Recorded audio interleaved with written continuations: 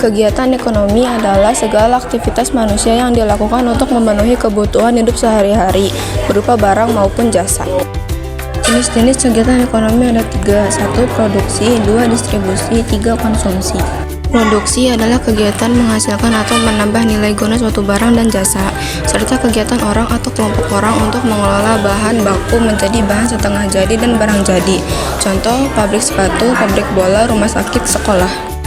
Distribusi adalah proses perpindahan atau penyaluran barang dan jasa dari produsen kepada konsumen, sehingga distribusi dapat diartikan juga sebagai kegiatan yang berusaha memperlancar dan mempermudah penyampaian barang dan jasa dari produsen kepada konsumen.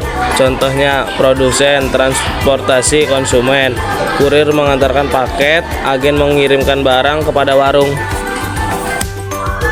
Konsumsi. Menurut istilah, konsumsi diartikan sebagai kegiatan mengurangi atau menghabiskan nilai guna barang atau jasa. Contohnya, penumpang kereta api, penumpang pesawat terbang, makan kacang, menggunakan sepatu.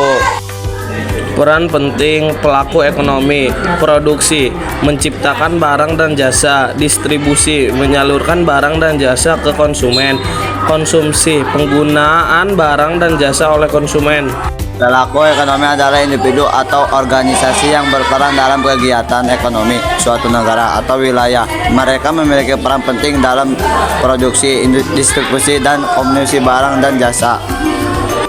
Contohnya, pelaku ekonomi utama. 1. Rumah tangga merupakan konsumen yang membeli barang dan jasa untuk memenuhi kebutuhan sehari-hari. Mereka juga menyediakan faktor produksi seperti tenaga kerja, modal, dan sumber daya alam. 2. Perusahaan bisnis bertanggung jawab atas produksi barang dan jasa untuk memenuhi permintaan pasar. Perusahaan dapat berupa UKM, usaha mikro kecil dan menengah, atau perusahaan besar. Contoh pelaku ekonomi utama yang ketiga adalah pemerintah, berperan dalam mengatur kebijakan ekonomi, menyediakan barang publik, dan melakukan intervensi untuk stabilitas ekonomi. Contoh pelaku ekonomi utama yang keempat adalah lembaga keuangan, seperti bank dan lembaga keuangan lainnya yang memfasilitasi transaksi keuangan dan menyediakan kredit.